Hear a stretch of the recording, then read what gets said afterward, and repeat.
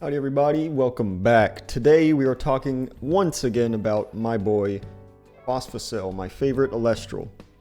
Now I haven't played Phosvocell yet in Firestorm. I've been playing too much Frost lately, so I haven't quite gotten to working on a Phosvocell list. But what I do want to do is talk about some of the new tools that Phosvocell has gained from Firestorm, because I think there's a lot of interesting stuff. A lot of the new solar stuff lets you pivot into solar, whereas in the past, mostly I played this deck as 90% Thunder with like a random Larvacell engine to go into Phosvocell. But now I think there's a ton of different ways to play this deck. You can kind of mix and match a lot of the tools because they're pretty generic. First and foremost thing that I want to talk about is the Titanostrike and Thunderstorm. Now, obviously, these cards are just good, or you can normal cast Titanostrike, add a Thunderstorm, pop a back row. The number one thing that beats the Phosvocell package is Gorgons. Because if you Larvacell to Nexus a Solar, and then your opponent Gorgons the Ascension play, you now have a 3/1 Larvacell with 2 spirits under it that can easily just get beaten over. And you lose out on 2 spirits and whatever card you Nexused the Solar from. And that can feel really bad. So, having Titanostrike to just, you cast it out, you sit on the Thunderstorm, and you can basically just hold the Thunderstorm until you want to make a push with Larvacell. And I would still recommend playing Hurricane in the list as well. So not only are you threatening Thunderstorm at all times, you're also threatening Hurricane at all times. And that just lets you full combo into Phosvocell and then swing for a bunch of damage. And more importantly, Phosvocell, when it's summoned, lets you enchant 2 Thunder to it from the Underworld. So basically in Phosvocell, you want to have 2 Thunder in your Underworld at all times. And this card costs 2 Thunder, so Thunderstorm alone fulfills the requirement for Phosvocell. And what's really nice is if you open Titanostrike and Larvacell, what you can do is you play this out turn 1. If you have any way to protect it, you can keep it alive. Or if your opponent just can't, get over it this turn, like if they play a Narpoon or something, they can't get over it. What you can do is, Thunderstorm on turn 2. That gets your... Here, let's just do a quick little simulation here. So we Thunderstorm, we get our 2 Thunders in the Underworld. We pop a back row. Assuming they only set 1, right? Which they're not going to do if you drew the Thunderstorm, or they're just not going to set anything. That's also a possibility. Because if they know you have Thunderstorm, they're probably just going to wait until they have more than 1 card to set. Either they set multiple, which you can threaten Hurricane, or they set nothing. But if they set 1 or 2, and you want to, take the bait into Gorgons, you can Thunderstorm, you can get these 2 spirits in the Underworld, and then you can ascend into the Larvacell over the Titanostrike. So not only does it pop the back row to clear the way for your Larvacell combo, it also just puts a body on board for you to ascend over to go into your combo. So it's very easy to just ascend over this, go all the way up into your Phosvocell line. All right, you get the second Thunder under it when you ascend. And then you get the second Solar under it when you go here.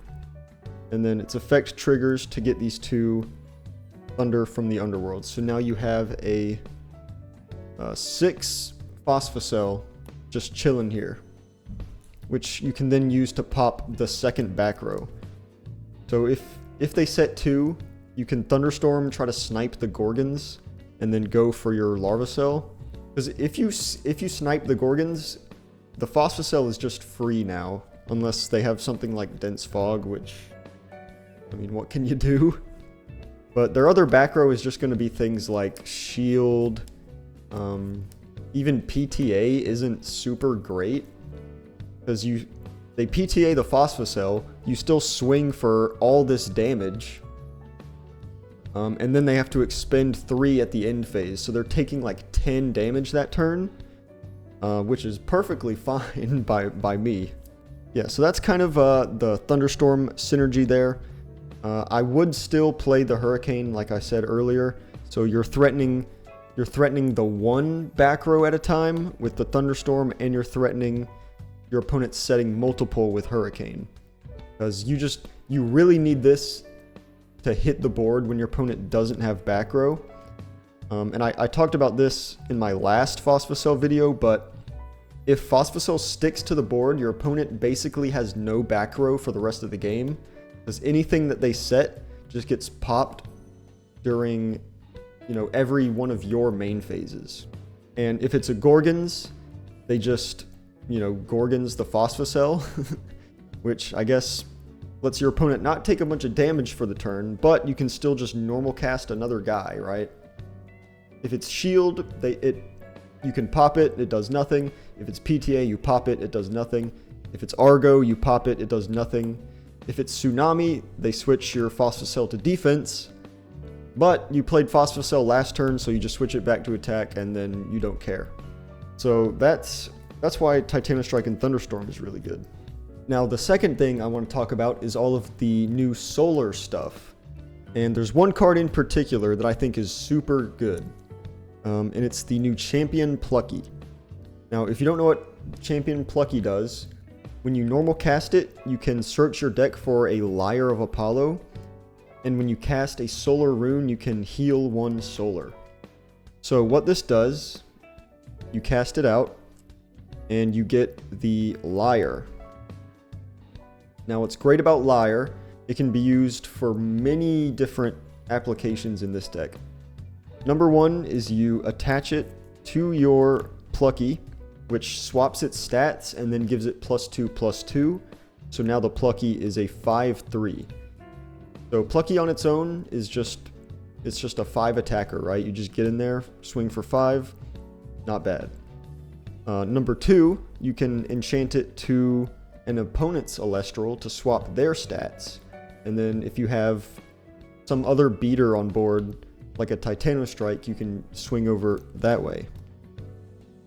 Like, say they have something with really lopsided stats, like a Tornigen. Because if you have these two on board, right, Lyre equipped to either of these doesn't kill the Tornigen. But if you Lyre the Tornigen, it drops down to 2 attack, which lets Titanostrike get over it. And the third application is that it's just a 1-cost permanent, right? It's a 1-cost continuous card, which means you can just, if you really want to, you can play the Plucky, you can add the Lyre, and then you just sit on it. You just chill in your hand, and then eventually, when you draw something like a Hurricane or Thunderstorm, right? Let's say your board is empty, you draw Hurricane, and you have Larvacell, so you Hurricane all the back row, you play Larvacell, and then you play Lyre, and then boom. Whoops. And then boom, you Larvacell, you just Nexus that solar, and then you're off to the races. So it serves multiple purposes where, Plucky Lyre is a good beater, it's a good combat trick, and then alternatively, you can just hold it, and then use it as a really cheap Nexus bank for Larvacell. And it's super non-committal, right? So this card just serves so many purposes, and it's so cheap. And I wouldn't call it mandatory in this deck, but it is.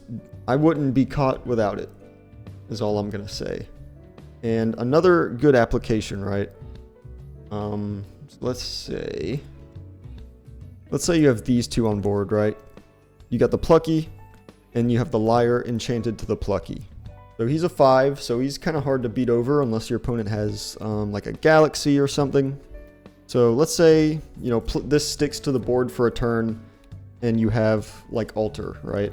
Larvacell, And let's say you try to Larvacell to get this, let me get my spirits right here. Let's say you try to Larvacell Nexus off this Lyre, and then your opponent Gorgons. So now your Larvacell is just chilling here, not doing a whole lot. What you can do is you can alter to get this Solar, and you can do this on your opponent's turn. It just depends what other kind of setup you have. So you can alter off the Plucky, so it gives you 2 Solars in 2 different locations just off of this one card. So it gives you tons of ways to Nexus onto your Larvacell to trigger its effect. So if you do this on your opponent's turn, you can get into the Anacell. Now Anacell is only a 4/4, but the alter does switch whatever was attacking to defense. So even though these all go to grave and Anacell has pretty bad stats, the alter switches the attacking Elestral to defense. So they have to have a second Elestral that can get over the Anacell. Right, so you would play this out in defense, and then they would have to have 2 5s on the board in order to clear the Anacell. And then, of course, your opponent passes turn if they don't have a way to do it. And then you can just Anacell effect, expend 2, go up into your Phosvocell. So these 3 make a really strong combo if you draw them. You can also misenchant the Lyre with a Thunder if you want to have a Thunder Nexus bank for things like Astrabbit. You can proc that multiple times. Lyre is just such a versatile card. It can do anything, man. Plucky Lyre might be one of my favorite packages in the entire set because it does so much. And Firestorm received so many good solar tools that I think you can get away from the previous Thunder Nexus plus Larvacell deck and move into more of a solar deck with Larvacell as a win con. Because the new solar cards are just so good at spamming the board. Right? That is the one thing that all these new solar cards are good at, is that you can absolutely just spam the board with guys. Let's see, is there anything else in here that I would want to pull out? Not really.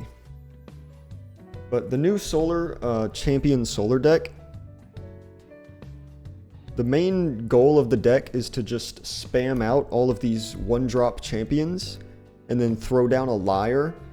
And then all of these cards are now massive, right? Especially if you can get more than 1 Lyre on board. So all of these gain +4/+4, which is crazy. Lyre on Plucky makes it a 5/3. Lyre on Soulbell makes it a 6/3. It's so crazy. And Apollo being able to summon this out if you reveal it. Exaltus being able to flood the board if your guys get destroyed, so you don't lose out on your on-field presence. And then Exaltus being able to just search all of these, right? The solar cards are really good at just putting out bodies and putting solar spirits on board. So you can go all in on the champion solar package, and then just, if you have, if you just randomly have these on board, you can just, these by themselves put on so much pressure, and then you can just play a random Larvacell, Nexus any of these Solars, and then go up into Phosvocell. Now Solar did show some promise at the last premiere event with Dymax. He almost got top 8 with Solar, and I played his list for a while with just, all the Solar stuff, but I took out the Lustragon and put in Celestlio, because Celestlio is my boy. And that deck feels really strong, I'm not going to lie. The pure Solar champion deck is crazy. I don't know how you would fit a Larvacell engine into Phosvocell in that deck, but I do think it's possible. I do certainly think it's possible, and something I might experiment with in the future. But I just want to let y'all know that you can finally move away from playing Thunder Nexus as an engine for your Phosvocell deck and play Solar now as a main engine for your Phosvocell deck, because I think these cards are super nice. Now, last but not least, we have, of course, Werepup. It's not a Moonrise or a Firestorm video without Werepup somewhere in here. Now, the Werepup package in Phosvocell is not anything new. For most of Moonrise, when I played Phosvocell, I played it with the Werepup package. Because as we all know by now, Werepup into Lycavoid just puts any random spirit you want under the Lycavoid. So most people played it with Earth or Fire. I played it with Thunder for a little bit when I played Thunar aggro at a premiere event. But basically what you do is, we all know how this works by now, right? You go Werepup, you get the full moon, you activate full moon, you put one under the Werepup. Werepup effect, ascend into Lycavoid with a solar. And then you go Lycavoid effect, get out your two other Werepups, and then that's your combo, right? So this is your turn 1. Well, your turn 1.5, I should say, because this is on your opponent's turn. But this is your turn 1.5, right? Now, your opponent has to have an out to the Lycavoid on their turn. Or else, what you can do is run out Larvacell on your second turn, run out Larvacell, Nexus this Solar, and then go all the way up into your Phosvocell with like 6 spirits under it. And then all of a sudden, you have an insane amount of damage on your board on turn 2. Right? This is a ridiculous board for turn 2. Like, this is 1 damage, this is 2 damage, this is 1 damage, and this threatens 6. 4 if you pop a back row, right? Let's just say you're probably going to pop a back row. This is 4, 6, 7, 8. This is 8 damage on board on turn 2. This is the optimal way to play the deck, right? Obviously. Now, the spirit math in the Lycavoid package with Larvacell and all that is really wonky, because you have to play all of these Lunars. You have to play a decent amount of Thunder and a decent amount of Solar. You have to play at least 4 Solar to be comfortable. And then this is how many? This is 1, 2, 3, 4, 5 Lunar. So that's already half your spirit deck is just Lycavoid engine requirements and Phosvocell engine requirements. Just for this, right? So then the rest of your deck is going to have to be Thunder cards, Water cards, things like that. So it's very expensive as an engine, but if you get this board on turn 2, I don't know what your opponent does. Honestly, I don't know how they beat this. It's so high rolly, but I mean that's kind of the Firestorm meta in general right now, is just like, it's so high rolly with combos like this. Also, I should mention that you can also ascend over one of these Werepups when you go for your combo. You can like ascend over a Werepup with a Thunder into the Larvacell, and then you Nexus that Solar.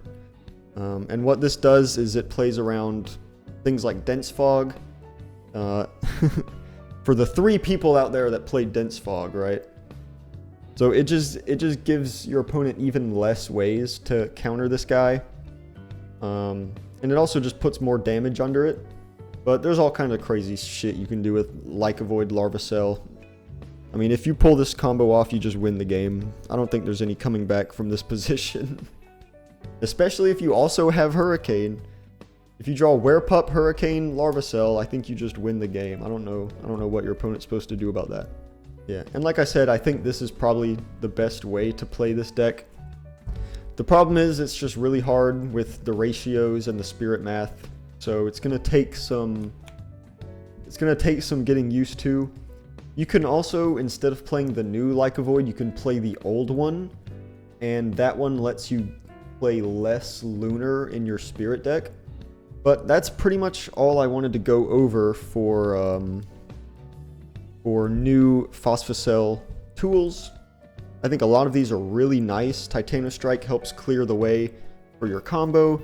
Plucky gives you a ton of resources.